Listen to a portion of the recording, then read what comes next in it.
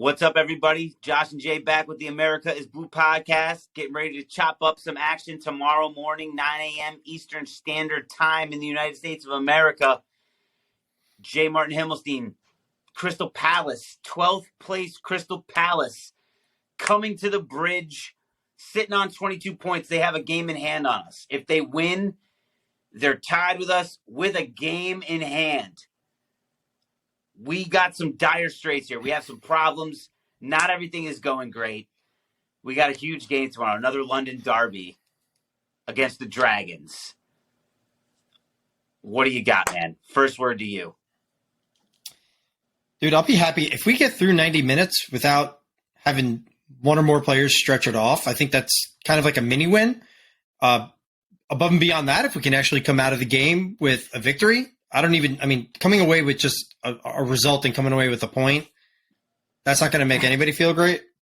But if we can come out of this thing healthy, given that we don't have many bodies, and if we can somehow scrap out a victory, that would be great. I just don't I don't know what the hell we're going to get from this team. Neither do I. We're in high spirits. We've obviously got a lot to look forward to. Energy's high, feeling great about the outcome, really optimistic. But with that in mind, man, what's one thing that you're looking for in the game tomorrow? I just want to see if we're going to bring it. I want to see if, at some point, pride's got to kick in with these guys. At some point, this got to kick in. I can't imagine for any of these guys, whether they want to be with the club or whether they want to move on to, in their mind, greener pastures, that this is the way that they want to represent themselves as professionals, regardless of where they go. So I'm just hoping at some point in time, and hopefully it will be tomorrow, that there's a little bit of pride involved here. And these guys start to bring it. That's what I would like to see. Give me some energy. Agreed. Well, there is some good news, I guess, that we can talk about leading into the match tomorrow. The huge outlay of cash, even though it's not Enzo Fernandez, bringing Mudryk in and, swiping him up from Arsenal, that could be a good thing. Did we overspend, Jay? Was there an overlay? Are we panic buying? I mean, Bowley's got a lot of money. There's no doubt about it. I think that we're going to keep bringing in a lot of players. What'd you think of the Mudryk signing? I don't know what to make of it. I don't know. This thing was lined up for Arsenal. The guy has been very vocal. Explicit about wanting to join Arsenal. If he's going to leave Shakhtar, you're going to the Premier League leaders. They're up on the table. You can go ahead and get a Premier League crown. You're going to be guaranteed Champions League football. And from what I heard, that the packages that Arsenal were putting together weren't too far off from what we put on the table. And now all of a sudden, you had your intent as a player to go to Arsenal, and now you're coming to Chelsea. I wonder what that does to his mindset about the move. I obviously want him to be happy about making a major career decision and coming to play with us. That typically would be a really great thing. It's a shit ton of money. It's a shit ton of money for a player that is rated in the 50 to 60 million range, and we're dropping a cool Hund. You said it yourself, bro. A cold Hund. That is a lot of cash. It's a lot, man. I would have rather taken that cash and dumped it on Enzo Fernandez. That I would have rather done. If we were going to throw it around, throw in a few extra shekels and go get Enzo Fernandez and solve a real problem in our midfield. But this thing, it's got a lot of parallels to your boy, number 22. Played at Shakhtar. You had another London rival who was going after him. We come in at the last second and pip the deal. And now we have another attacking winger midfield player. I've barely seen a minute of this guy play, so I don't know, man. It's a lot of money. But if Arsenal was willing to pay close to it, and they already have all the attacking talent on their team, I don't know. Maybe this guy's really good. Maybe this is going to be a solid contribution. But I was shocked, man. What about you? Hopefully. Lord knows we need some reinforcements. So let's chop up Palace tomorrow. Hey, before we go, what do you think of the deal? This is huge news. It's a lot of money, man. I've been watching some highlights. Got some incredible skill. Obviously, going to bring a lot of pace, a lot of energy. We need bodies right now. I didn't know if you knew this, Jay, but we have about 144 guys injured right now. So we need some able-bodied, upright Neanderthals that can actually go out there and kick a ball and stay on the field for 90 minutes. Lord knows if we still have the same doctors and physio staff, everything needs to get shelved on that part of the club right now. But that's a different story for a different cast. So let's chop up this game tomorrow. We all know Palace has Wilfred Zaha, the danger man. He's sitting on 6 goals. A big thing I want to look out for tomorrow is we have a habit as Chelsea Football Club as breaking a lot of streaks in a bad way. So it's like, Jordan Henderson scores his annual goal against us. Or, somebody who hasn't scored in 142 appearances in the Premier League all of a sudden gets his first goal against Chelsea. Or a striker who hasn't scored in 20 straight. He's the guy that's going to do it. I'll tell you what, look out for Jordan Ayew. He's got 1 goal in the league. He's got 17 appearances. He'll probably bag a brace, although I'm hoping we can maybe just limit him to 1. I'm telling you, a Jordan Ayew type guy is the guy we have to look out for tomorrow because we always seem to lose out, not to the Wilfred Zahas, but to the Jordan Ayews. With Palace, it's a strange rivalry between us as far as a London derby is concerned. Like, obviously we have the upper hand on them, but they always seem to kind of scrap it out with us and play us tough. And with them, they're so up and down. Like I've actually seen a lot of them this year. There are games for stretches of games where they look really good. Yeah. And then there are other times where they just look like complete shit. They just never look like complete shit when they're playing us. So it's going to be dangerous, man. It depends on what Palace shows up, and obviously it certainly depends on what Chelsea shows up. No doubt about it. So let's dive right into the lineups, my friend. I think it's fair to say we both know that Kepa Arrizabalaga, despite the recent struggles, is definitely going to be minding the net. Looks like Mr. Mendy is still on the mend. That shoulder problem just hasn't quite gone away. So let's get right into the back four. That's assuming you're playing a back four. I'm playing a 4-2-3-1. I'm switching up from the 4-3-3 traditionally. So you give me your back four, bud.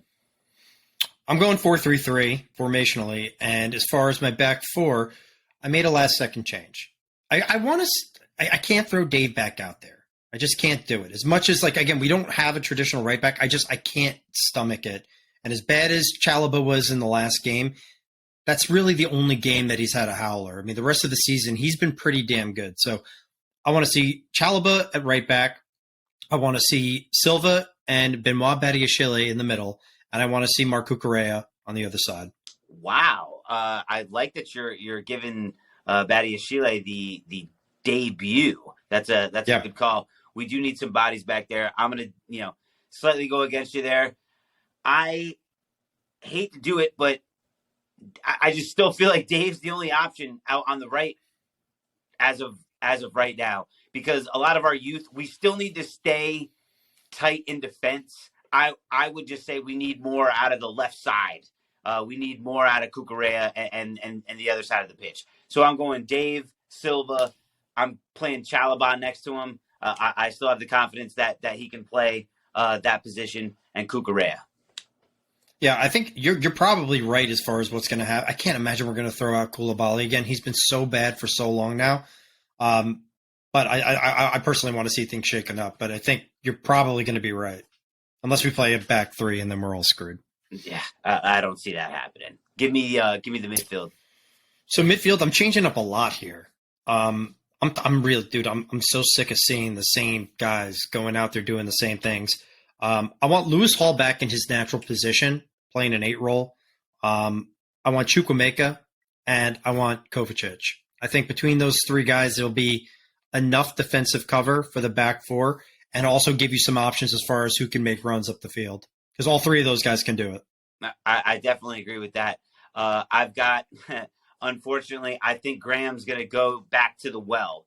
What I really believe in my heart, you're going to see a Georgie Kova midfield base. And then I'll just go right into my 3 as well. I got Mason Mount in the roving 10, flanked by Carney and Hakim Ziyech. Okay. Yeah, up top. I have Hakim Ziyech. I have Mason Mount, and I want Didi Fofana. I don't want to see I much have more of Kai Fofana at Havertz the at the tip of the moment. spear right now. So, you know, I want to see Fofana, but I think he's going to throw out Havertz. So I'm going to say Ziyech, Havertz, and Mount. All right. Well, I mean, I have Fofana in mind. So, again, to be clear, I got Georgie and Kova at the base of the midfield, Mount in a 10, Ziyech and Carney out on the wings with Mr. Fofana at the top. Hey, like look, we got him. We got him here. Let's see what he can do. And you'd think, bare minimum, the guy is going to be jumping out of his, kit to get out on the pitch, and at least we'll get some running out of him for 55 or 60 minutes. And what else can you really ask for? You can't really mess up too much defensively from the striker position. Famous last words, I guess. But, I'd like to see some activity, some desire, and somebody who wants to earn a paycheck leading the line. And listen, the reality, I think you're absolutely right. The reality, and that's why I've been begging for him to get a shot in the last few games. It's like, what do you have to lose? You're not getting any goals from up front anyway. Why don't you throw a guy out there? If he sucks after 60 minutes, then you can bring Kai back out, and we'll see. We kind of know what we're getting from that. So let's see what you brought him in. I know it's not, he isn't a world-class player. He wasn't, highly rated. He's young. He was not that expensive, coming from a league that is not competitive compared to what we see in the Premier League. But who the hell knows? Get him out there. Let's see what happens for 60 minutes. And if he sucks, you can always swap him out. 100% agree with that. And especially nowadays with the 5 subs, we're still deep on the bench. You got options. You got plenty of guys that you can bring in. So completely agree with you there, dude. All right, man. Give me some scoreline predictions. I feel great about it. I mean, I feel good about this. So tell me how good you feel, brother. I don't feel good. I think we're going to walk away with a really shitty, boring 1-1 draw.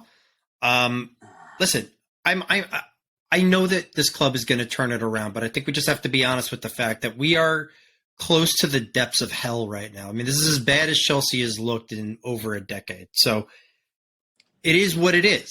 And as fans and as a club, you have to hang in there through these periods so that you can really enjoy the good times.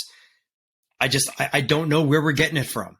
I hope I see it, but I don't know where we're getting it from. So boring-ass 1-1 draw. I don't think we're going to have a pretty goal. I think it's going to be some ugly shit like we saw last time. Something off a rebound, knock it in, barely pass the line, blah, blah, blah. Yeah, I hate when you do this because I was, the one who said that he was excited and felt great because I was lying. I actually have the same scoreline. It's going to be a 1-1 draw, and it's going to be terrible. Everything about it is I think we do have a chance to actually maybe score first. It's going to be a penalty. It's going to be something scrappy. It's going to be a header. But I'll tell you what, Jordan Ayew, 90th minute, these guys exist. We love giving up late goals. However we lose, it's going to be in the most brutal fashion possible. And however we draw, it's going to be in the worst fashion possible. If we manage to get a win, it will be amazing. I love this club. Nobody wishes them ill. But in reality, I just don't see us winning because we've been the worst Premier League team since Graham Potter took over. And, dude, I'll say this. Maybe this should have been my one thing to look for. If Palace score first, we're done. We're done. Because in a lot of these games, we've come out there and maybe at the beginning of the game, we look like we have it together. They look like they're at least putting the energy and the intensity into the game. And then we get a goal like Willian banged in, a little ricochet, and then all of a sudden the shoulders slump, the heads are down. It's like, oh, this shit again. And then everything gets really, really, really ugly from there. So, dude, if Palace score first, we're fucked. If we score first, we're still fucked, but it won't be fucked as bad. Oh, good times, baby. Glad to be alive. Let them roll. Look, everybody out there, we appreciate the support. We appreciate the listens. We appreciate the subscriptions. Thank you guys all for all the feedback as well. America is indeed blue. We will be back tomorrow with some follow-up on the contest tomorrow with Crystal Palace. God bless America. God bless Chelsea Football Club. And we'll be back with you guys tomorrow.